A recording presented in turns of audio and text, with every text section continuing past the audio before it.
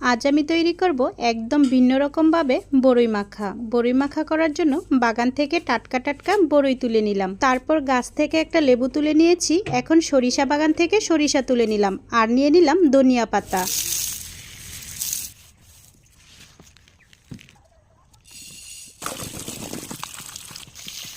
এখন গাছ থেকে টাটকা টাটকা কাঁচামরিচ আর বিলাতি ধনিয়া পাতা নিয়ে নিলাম। এখন বড়ইটা একটু ডিজাইন করে কেটে নিলাম। দেখো কি সুন্দর করে কেটে নিয়েছি। ঠিক একইভাবে আমি সবগুলো বড়ই কেটে নিয়েছি। এ পর্যায়ে শিলপাটায় সরিষা দিয়ে সাথে দিয়ে দিলাম কাঁচামরিচ আর বিলাতি ধনিয়া পাতা আর ধনিয়া পাতা। তারপর সবগুলো খুব ভালোভাবে মিহি করে বেটে নেব।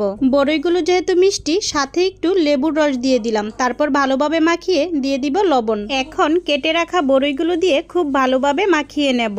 তারপর বাচ্চাদেরকে নিয়ে সবাই একসাথে খুব মজা করে খেয়েছি। ভীষণ মজা ছিল বড়ই মাখা।